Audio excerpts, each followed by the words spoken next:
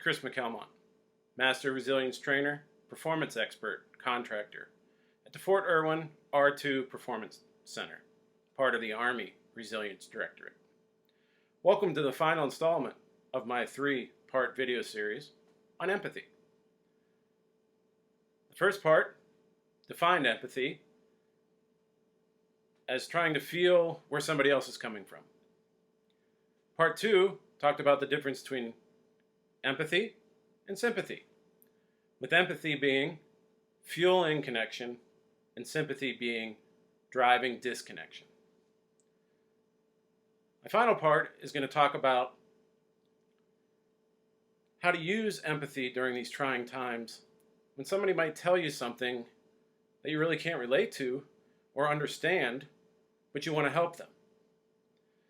And so sometimes it's not the response that you give them, but the connection, the empathy that you show them, that can be all they need to feel better.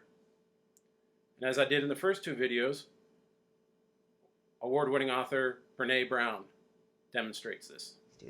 But one of the things we do sometimes in the face of very difficult conversations is we try to make things better. If I share something with you that's very difficult, I'd rather you say, I don't even know what to say right now, I'm just so glad you told me.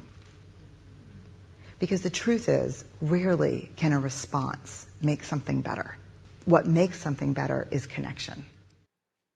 What resonated the most with me with this Brené Brown illustration is how usually when somebody comes to us with bad news,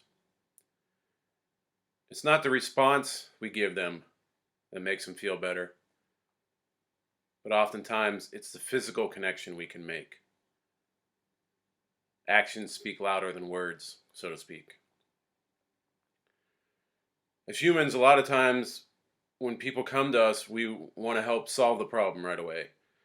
Give them advice, give them a technique, give them a tip.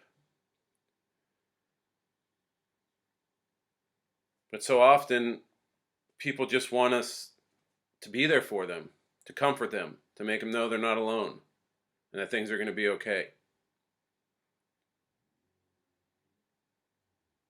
You know, you hear the expression when somebody dies that you know, and you're trying to comfort a friend or a family member, and especially if you've not gone through death before, you're thinking, I don't know what to do or say for this person. I can't relate to what they're going through. Well, you don't have to say anything. You can just be there for them. Make them feel comforted. Listen to their pain and their loss. Let them cry on your shoulder. That's empathy. So how can we do that in this day and age right now with what's going on with the coronavirus? Well, for example, last week I saw a woman on the news. She pretty much lost her wellness business from the coronavirus. Clients went away just like that. And the reporter was like,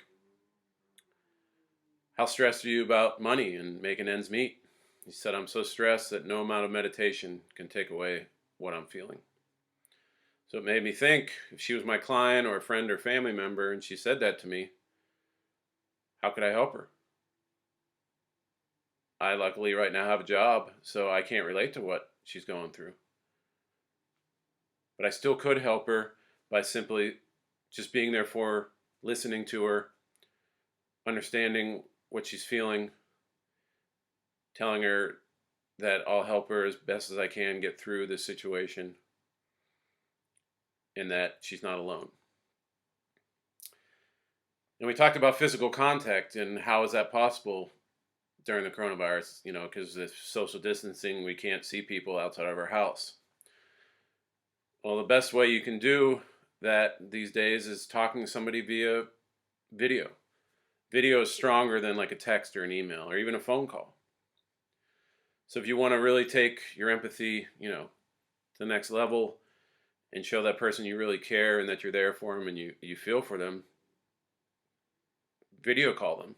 Because when you can look them eye to eye, see what they're feeling, and feel what they're feeling more, that will show that person a lot more, and that'll mean a lot to them.